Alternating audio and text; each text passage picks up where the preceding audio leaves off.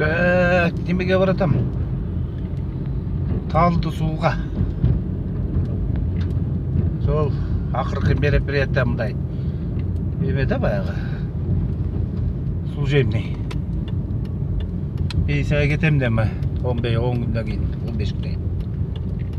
Солдан аны 9-шы байға барып қойайын. Деп қанша жыл іштедім. Сол.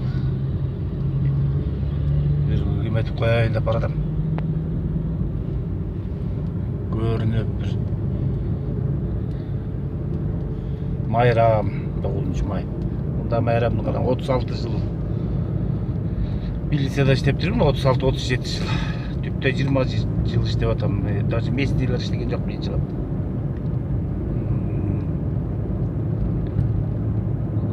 Қорқол іштеп жүріп бештеке мына менден жияш балдар деген этаж үйлерді салғанды мен Союздың қызматкері қатары бая. Союздың қызматкері қатарлы пенсия ашып атам. Шындық менен күресіп жүріп. Аферистер өсіп атады. Сол ақырғы жолы өлген, жашырылған өліктің бетін ашып атсам, ерте сап келдіғіпті жұмышын алып қолды. Ұят жоқ, жүр жадик деген. Мен курсташым. Начар министр. Далай балдардың алдына қаладат білмейм мен. Бір күні жооп берет далдағы. Жооп берет тұрған. Ороза малында мені алды әле. Ороза малында айтып отам бір күн. 6-сында алған. 9-ы. 1 жыл 2 күн болып тұр. Жал. Тағдырыма тарынбай, ақиқат жоқтығына тарынам да. Шунша жыл іштеп тұрып ана мындай мағылға мамелелер жыл болып атсанан. Мен андан мына погонымдан шыпырлалған жоқ. Егерде күнәм болса, действительно, таштап қойсам сотылып кетмекпін. О жерде көпкен қарағатым бар, қарақұлжадан қуаланған. Балдардың барын үстінен иш қосқып. Мыйзамсыз қанша балдар кетті. Осындай аферистердің Жээнбеков президентіміз айтып атады. Мыйзамсыз иш қосқоғандарға шара қолдаймын деп қолдаған жоқ. Көрген де жоқ, жөнлі әкші. Бұлар аферистер прокуратура бүт. Ақырын жооп беріп қойып атады, президент страдать етіп атады, бұлар болса ойлап атады, прокуратура қиын істеп атады деп. Ешқандай коррупция 25 жыл қандай болса ушундай өсіп өйді жоқ. Кейінгі муындар қандай болады, мен ошолында айтарым, кейінгі муындар. Біз болса маунтып қортық көріп өттік, жалаң начальник уud 2010 жылдан бері келе кейінгі начальник уудларды айтсам, бүт бар тең Илипаев келділі. Ал үстінен иш қосқолды. Құмтөрдің сопровождениеден ақшаларын жеп, уланған вагондорды сатып. Аны Мырзабек деген аферист келділі. Қызын тепселетіп кетіп, тетегімі қойдылы. Депутат СДПК-ның емес өмір құлып арқасынан.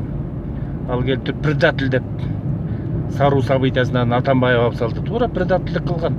Атамбаев та жақсы іштеді, бірақ моментте ошо чорныйлардың списигин берсе, чорныйларға сатып үйген емеш та, білбеймін, предатель деп.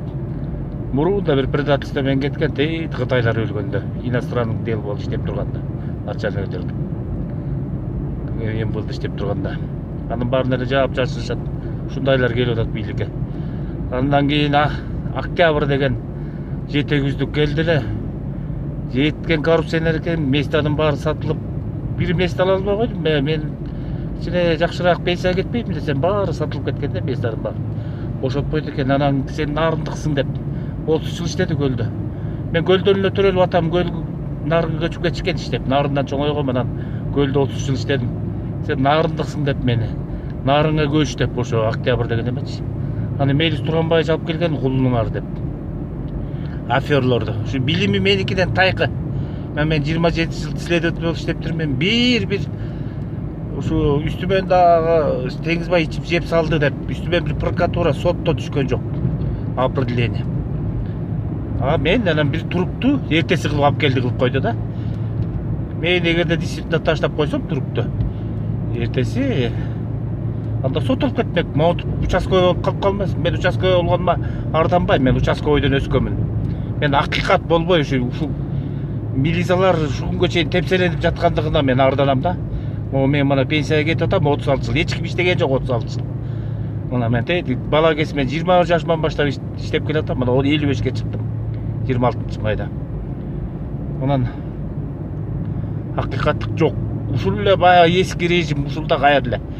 Баягы эле тиги акча менен келген эмелер эле өзлөрүнө эле диктовать этип атат. Кыргызстан оңолбой атабыз да. Эгерде мен ушу действительно мага окшогон эмелерди коюп койсо, мен тергөөнүн начальниги болсом, мен зымдайт эсмекмин мыйзамдуулукту. Мен ошо тергөөчү болуп турганда мен ушу прокурорго, ошо тергөөчүнүн башкы начальниктерине, ушу начальниктерди укпаган үчүн ушунча тергөөчүгө 27 жыл иштедим. Эгерде уксам соттолуп кетмекмин, жумуштан алынмакмын. Анан сен эч кимге баш ийбейсиң, сен бул опасный деген. Ооба опасный, мен элден алган жокмун. Буларга берген жокмун, ошон үчүн опасный болуп, потенциальный противникти учетко да алдым. Мына ушундай. Анан зато жүзүм жарык. Пенсияга чыгып атам татнакай. Соттолуп кеткен жокмун, кубаланып кеткен жокмун. Ошол эле начальник ууларым баары жумуштан кетти. Мына октябрь деген эмес, бензинден шайлоо малында Сооронбаев Жээнбекке жумуш алды деп эмне деген акчанын зыян келтирген мамлекетке. Бирок унчуккан жери жок, коррупция менен көрүшүп атабыз дейт. Сооронбай Жээнбектин эмесине кетти дейт. Шайлоо учурунда ошо бензинге кеткенде уят жок да. А канча деген бабанов шайланган ошондо канча деген эмелер бар эле. Алар жөнүндө айтылбайт. Сооронбай Жээнбек деп.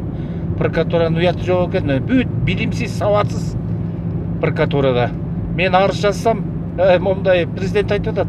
Коррупция жөнүндө айткыла, жардам берле деп. Мен жазып ачык айтып атам. Октябрь деген ушундай чоң трибалист бар гөлдө. Гөлдөн чыкпаган ушундай адамдарбы? Гөлдөн чыкпаган. Ошонун баарын 5-6 жоготсоңор тынчыйт. Гөлгө которулуп кетиш үчүн $3000 экен. Ушул жака которулуп келиш үчүн. Гай болуп, же болбосо бир кызматка келиш үчүн. Анан анын жөнүндө иштешпейт дейбиз булар. Бир жерден чыкпаган, өмүр бою чыкпаган. Өмүр бою ушак менен ушул жерде алек болгон. Мына мен 3 облуста бала кезимде Фрунзеде иштедим. Панфилов районунда бүт кыдырып, жер иштеп келдим. Азыр скромный эле орустун үйү менен эле мына жеп ичсем этаж үй салмакмын. Салган жокмун. Анан ушинтип мекениме кызмат өткөрдүм. Мага окшогондорду койбойт да. Мени зымдайт эсмекмин да, мындай кылып турупчу. Мага окшогондор бийликке келсечи. Анан мейли Кудай ушу улуу күндө орозо күндө айтып атам, Кудайга койдум, жана мага мыйзамсыз аракет прокурорду, ошо начальник УУДны, начальник следственный отделди, областтыкын, МВДнын Үмөталиевди, бүт эле ушулар жумушсуз калды. Могу начальник следственный отделден башкасы областтыклар. Аферлор да бүт. Таза аферлор. Чоң, булардын кылып аткан кылмыштарында мен айтсам такыр ишенбейт. Анан эле жумуштан түшүп калганда, анан арыз түшкөндө ошондо эле эметилип калат да. Мына начальник УУД бар болчу, Салиев деген 8 жыл тиги ысык сууга чыдап мен иштеп келдим. Бакиев бүт, Акаев бар. Бул кетип калган. Кайра начальник УУД болуп келип атат. Ойлоп көрүлөчү. Ошол мына эми 2016-жылы айткам, бул ачка начальник УУД болуп ачка болуп калыптыр, бул жеп ичип атат деп. Эч ким ишенбей койгон. Анан ошонун заказы менен мына мага асылышты да. Эми ошол кишинин үстүнөн иш косколуп, начальник кадр Саида дегенди кошо жейди, жаш кызды. Мына өзү азыр ушул күндө соттолуп жүрөт. Кумтөрдө зам СБ болуп алыптыр, алтын кайтарат экен. Биздин кадрды килтеген полковник жеди. Мурундагы 10 жыл, 20 жыл мурун балыкчыда иштеп, мен ошондо иштеген балыкчыда. Начальник билсе болуп туруп, бухгалтерин соттотуп жүргөн 1 000 000 сом. Жеп бухгалтери. Начальниксиз кантип 1 000 000 сом жейилат? Биз ал начальник. Бул ошондо эле жоголмок. Мына ушундай адамдар менен иштешип келдим, өтө. Мына азыр эми начальник милиция өтө неграмотный. Алып келген турупту мен жаап жашырылган турупту алып келип атсам, якобы мен рапорт жазып турмун да, өзү өлгөн деп. Мен бүт документация бүт турат, уголовный делонун выпискаларын алдым. Бүт менин токтом менен союлуп атат, эртең осмотр кылып атам. 1 саатка жеткирбей эле 1 суткада мен катташым керек болчу, эмне болуп өлгөнүн далилдеп беришим керек болчу. Ал өзү эле эксперт болуп, өзү эле жыйынтык чыгарып койгон, менин атыман эле тиги тергөөчү кайрылды деп, өз ажалы менен өлдү деп, кылмышты жаап жашыруу үчүн. Оор кылмышты жаап жашыруу үчүн. А прокурор урдайлатып араң турган эмелер областтын жетекчиси Урманбет өөкө мага аударып коюшту. Министр Жүнүшалиев бул өтө байманап начар адам да, муну алдап коюшту. Эртеси 12-сinde алып келмеді, 13-сінде алып келди деп шыбырап, құлағына шыбырап жамандап қойды. Мына мен ушунча эгерде менден булар коркпосо, жөнөкөй тергөөчүмүн. Баары эмнеге асылат эле? Ушу корккон үчүн, чындыкты сүйлөгөнүм үчүн баары асылып атат да. Же болбосо менден анан айла тапкан фактысын карап койсоңуз, мен соттошуп атам, ооба. Соттон айтып атат. Сотто акыйкат жок экен. Келип туруп эми сен Межи району сотко кайрылсаң болот деп туруп отказ берип койду. Ооба, мен Межи району сотко, Верховный суттан балким апеллять этишет. Межи району соттон баштайын, бирок бул убакытта өткөрүштү, ооба. Мен тажабайм пока. Соттошо берем. Чындык болмоюнча. Мына мен ушу президентке айтайын дегем, президент эле. Бул алдап коет экен, бул ушундай стратегия эмес да. Бул киши эгерде военный болсо, айткан сөздөрүн баарын текшертсе, биз Кыргызстан порядок болмок бат эле. Биз мына бул тиги эле кайра Бакиевдин заманында, Атамбаевдин заманында Акаев 1, 2, 3 союздун немеси менен закалкасы менен жакшы иштешти эле, андан кийин биринчи 10 жылдыктачы, 6 жылдыкта кайра бүт ошол заманга кайра келди. Мына мен эски кызматкерлик кайтер. Эми мен политика менен занимать этем, ооба, депутаттар келсе бүттү. Жээнбек келсе баарын айтам чындыкты, андай болгон деп. Ошондо көрөт. Уят жок да, сен нарынан келчиң, нарын кет деп өтөт. Урманбек кийме, мен могу көлдө төрөлгөм. Чоң атам барбак үчүн жатат. Мамашам ушу алдаяр. Көлдө өмүр бою 30 жыл иштедим. Анан сен калмаган эң, бул булар калмактар ушундай экен да, бул келип кыргыздарды бөлө берет экен да. Мен бага чындыкты сүйлөгөн кишимин да. Анан менен буларчылап аферисттердин алдына жыгылып бутун өпкүм келбейт, мисалы. Мен чындыкты айттым. Ушул эми. Ушул үнүм жетер бекем деп атайын, видео неметип койдум мына.